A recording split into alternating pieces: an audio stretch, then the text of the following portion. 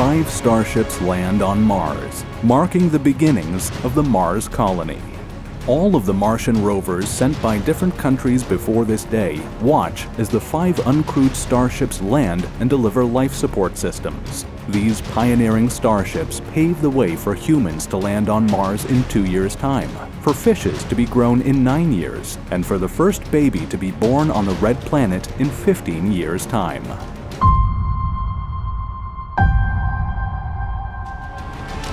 The 5 starships land at Erebus Montis. The cargo ships are delivering essential life support systems. These are made up of solar panels, backup fuel, oxygen, water, dried food, waste management systems, spacesuits, medical supplies, and the first habitation pods. There are also tools and equipment for experiments.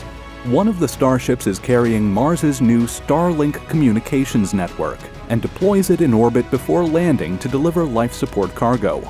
Only 4 satellites are needed to create the Martian Starlink, as the Mars base will be concentrated to one area.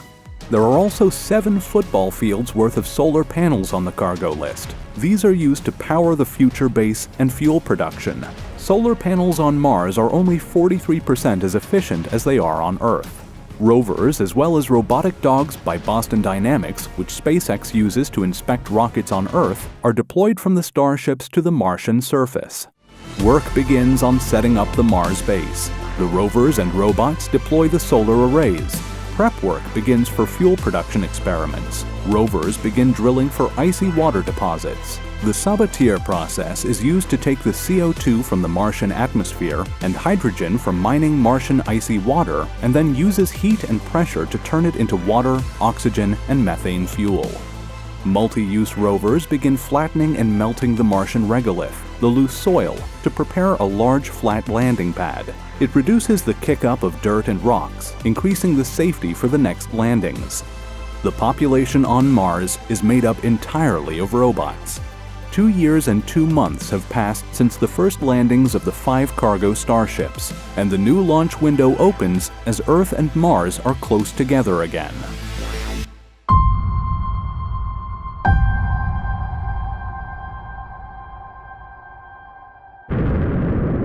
Two starships carrying a total of 30 astronauts land on Mars. 10 additional cargo ships accompany them, carrying an oversupply of life support. These first astronaut settlers are scientists, engineers, medical specialists, and military personnel with scientific backgrounds. They all have to stay on Mars for the full 2 years and 2 months. This is not a short-term visit. It is a mission to make life sustainable and multi-planetary. During the first week on Mars, the astronauts are suffering from the effects of low gravity after the 7-month journey and have weaker muscles. The first week is used to acclimate to the gravity of the red planet and celebrate surviving the journey. The new settlers live in their starships that they landed in. The crew begins to adapt to their new surroundings. Life on Mars is harsh. The average temperature outside is -63 degrees Celsius or -81 degrees Fahrenheit, with a maximum of 20 degrees Celsius, 68 degrees Fahrenheit in the summer at the equator. Windstorms are common on Mars. They lift rust-colored dust into the atmosphere that can cover the entire planet. Mars also experiences quakes. Orbiters that are monitoring the climate on Mars act as weather satellites, warning astronauts of incoming dust storms and changes in the weather. The 2-year-long work schedule begins. Days on the red planet are a little over 24 hours. The workday of unpacking and carrying heavy objects is made easier as the gravity on Mars is only 38% of that on Earth. Once the life support systems have been unpacked and deployed, the next priority is testing and starting production of cryomethane fuel. The fuel is needed for the return trip to Earth. A small crew of astronauts begin conducting experiments that test turning the Martian soil into a 3D printing material. The Green Project also gets underway to start growing plants indoors. Settlers begin cultivating the Martian soil. NASA has packed designer plants that have been genetically engineered to grow on Mars, and testing begins on the cyanobacteria that was transported from Earth. This organism is used to produce ammonia fertilizer from the nitrogen in the Martian atmosphere. Crops such as rye, radishes, tomatoes, beans, carrots, and potatoes are grown, and the astronauts' waste is recycled as fertilizer for the plants. Soon, the Mars base will have a delivery of fishes. On Earth, SpaceX now has factories that are producing 2 Starships per week, each one costing $5 million to build. 104 Starships are built per year, and 216 Starships are ready for each launch window. Earth and Mars orbit around the Sun at different speeds, so there is only a launch window every 2 years and 2 months when Earth and Mars are at their closest. During each launch window year, there are only a few days, as low as 12, to launch. And for each day, the launch window ranges from only 30 minutes to 2 hours. So a combination of cargo and crewed starships are built, waiting ready to be launched when the window opens. Back on Mars, one starship launches heading back to Earth, carrying on board the entire 30-person crew who have lived on the red planet for over 2 years.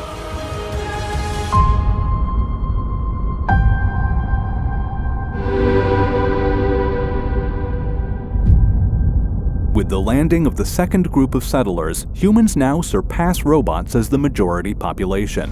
The first architect arrives, along with 4 privately paying individuals who are paying $50 million each. The rest of the crew are scientists, engineers, and botanist farmers. The first set of small permanent greenhouse domes are constructed, adding to the number of plants being grown on Mars. The settlers eat the first Martian salad. A small portion of the food on the planet now comes from locally grown produce. This slowly reduces the amount of food that needs to be transported from Earth on future missions. SpaceX begins construction of the Depot X, the first permanent dedicated fueling station on Mars. And work begins on the first 3D printed habitat.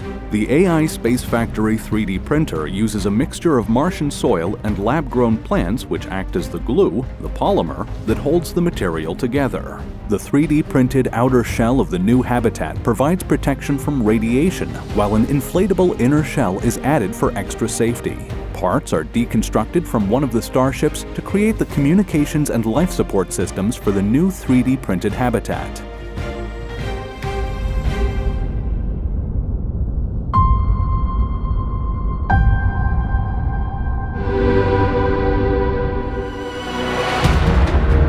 As more sophisticated 3D printing robots arrive, larger hydroponic crop facilities are built, generating the majority of the food for the Martian settlers. Kimball Musk even has a team working on Mars with their own vertical farm. The settlers begin testing underground digging for habitat purposes. Data is sent back to the Boring Company on Earth.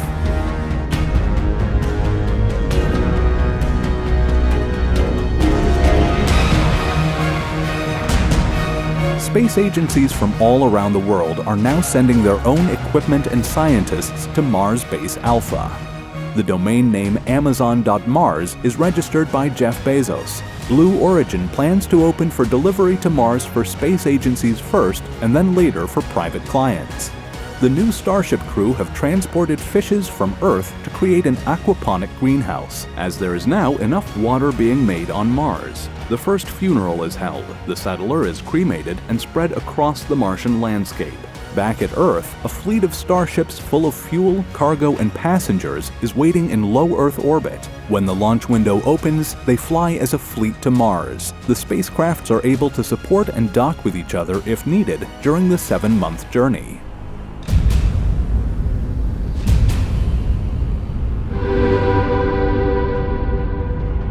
The year 2035. This year will be known as the Great Crossing. Earth and Mars are closer than usual. This is known as a perihelic opposition. The journey is shortened from 7 months to 5. Hundreds of settlers now land on the red planet.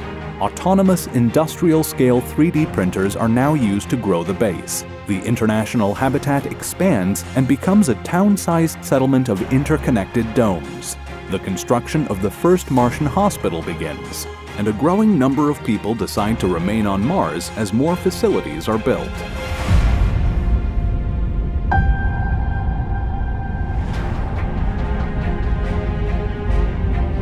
The first people with the intention of becoming permanent residents arrive on Mars. The colony crosses the 1,000-person mark. There is even a small-scale TV show that is made on the Red Planet. The first Martian marriage is watched across Earth and Mars, while exploration missions discover cave systems suitable for the development of protected underground habitats.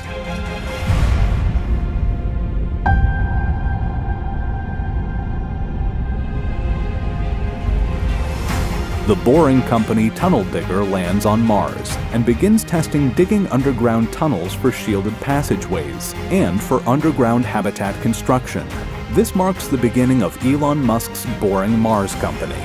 Robotic bases are now present at different locations further away from the main base. They act as mining outposts. And nation-states begin constructing smaller habitats away from the base. They become embassies on Mars, and architectural design moves habitats from purely functional constructions to expressive symbols of national pride. The first person is born on Mars. Scientists study the health of the mother and baby closely.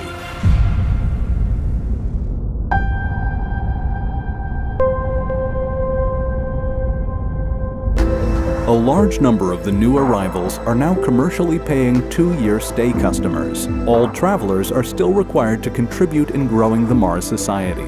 With over 7,000 people now on Mars, the first Martian political system is created. Local policies are needed to help govern the residents of Mars and keep pushing the mission of being self-sustaining as a matter of survival for the colony. The first restaurant opens on Mars, serving bioprinted food, including meat.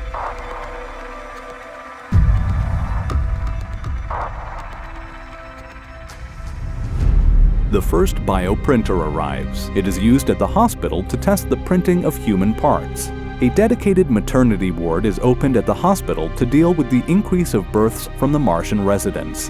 The first parts of a nuclear fusion power plant begins construction, reducing the need for additional solar panels that are sent with each mission from Earth.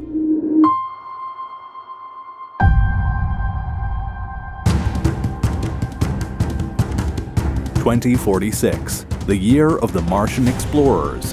The first person climbs Olympus Mons. It is 2.5 times taller than Mount Everest, making it the tallest mountain and volcano in the solar system.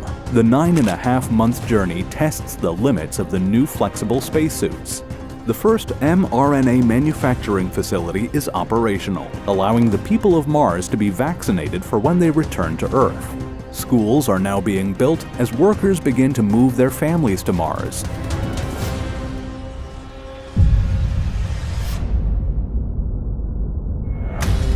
Blue Origin's first fully autonomous orbiting manufacturing station arrives in Mars's orbit. The space station processes asteroids for rare materials. It is done in space so that the Mars atmosphere is not polluted. Manufactured goods are then sent down to the Martian surface. Elon Musk opens the first Tesla Gigafactory on Mars. Here, they recycle solar panel batteries and assemble open and enclosed electric transporters, and also maintain ATVs and other SpaceX transport vehicles.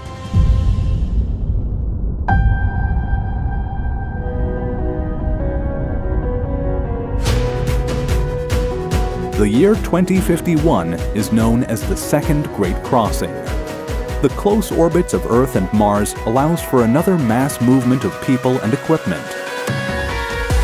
Tens of thousands of people land on the Red Planet. Government officials from different Earth nations make the crossing. Mining companies send management teams and exploration geologists to the planet and establish small company habitats. AI robotics and a productive human workforce now makes Mars fully self-sufficient for all essential goods. The colony produces all of its own power, breathable air, water, food, and fuel.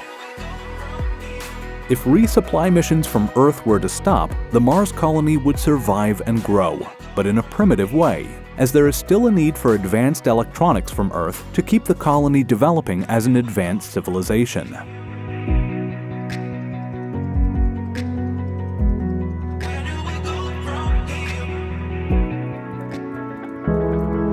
To mark the 10,000 days humans have settled on Mars, the first Mars-born human visits Earth. The traveler is assisted by a robotic suit controlled by a Neuralink brain chip that helps support them in the heavy Earth gravity. On Mars, Grasslands and woody plants are thriving in vast enclosed greenhouse domes built over melted ice lakes near the equator. They are slowly adding oxygen to the Martian atmosphere. The first strands of grass are found growing wild on the Martian surface.